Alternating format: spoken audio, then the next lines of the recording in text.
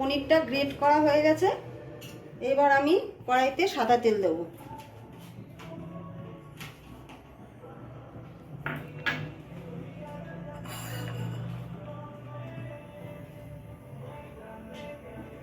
তেলটা গরম হলে আমি এবার মশলাগুলো ফোড়ন দেব।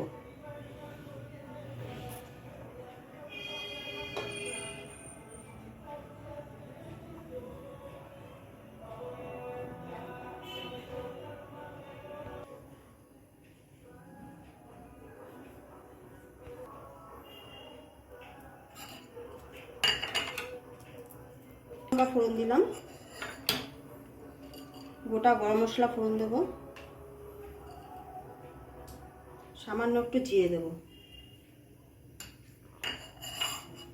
এটা একটুখানি ভাজা হলে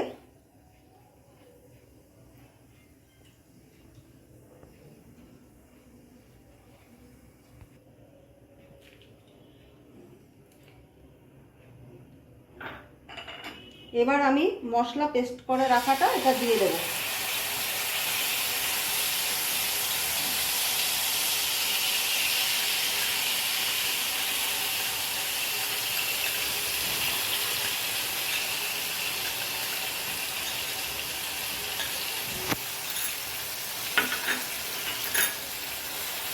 এটা এবার ভালো করে মশলাটা কষিয়ে নেব।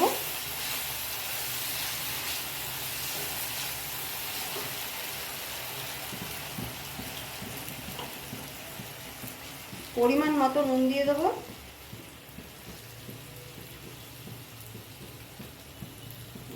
এটাতে কোনো হলুদ যাবে না, হলুদ পড়বে না কোনো। পুরো নিরামিষই দিনে নিরামিষ খাবার এটা, রেসিপিটা।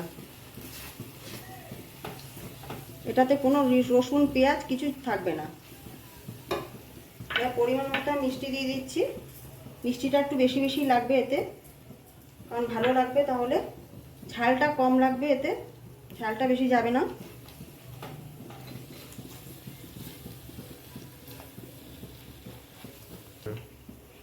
এবার ফুলকপিটা দিয়ে দিচ্ছি,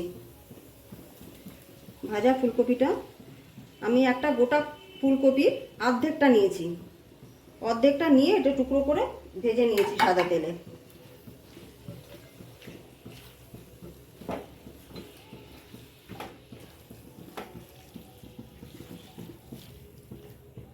মশলাটা দিয়ে ভালো করে মিশিয়ে নিতে হবে।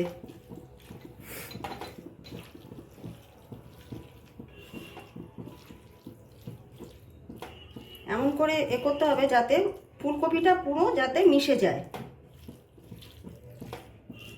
মানে বোঝা না যায় যে পনির আর ফুলকপি কোনটা। এবার আমি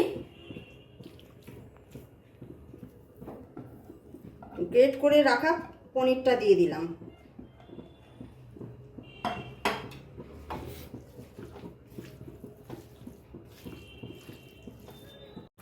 মশলাটা কষানো হয়ে পনির ফুলকপিটা কষানো মোটামুটি হয়ে এসছে। এবার আমি একটু রেড চিলি পাউডার দিয়ে দেবো।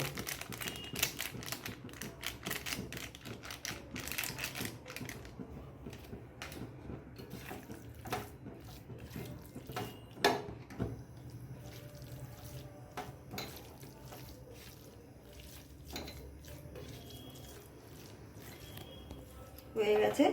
এবার আমি পরিমাণ মতো জল দিয়ে দিচ্ছি, গরম জল। এটা ঝোল হবে না কোনো, শুকনো শুকনো হবে। এটা লুচি, পরোটা, নান এইসব দিয়ে ভালো লাগবে।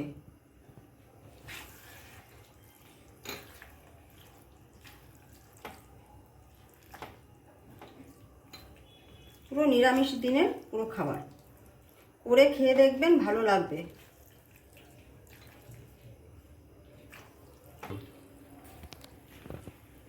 এবার এটা হয়ে এসছে। এবার আমি ঘি দেব।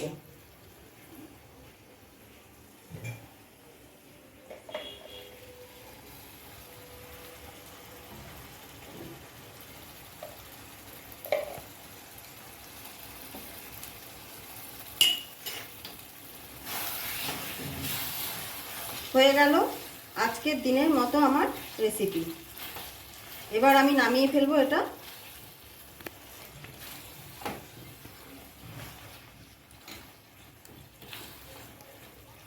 এবার গ্যাস অফ করে দিলাম।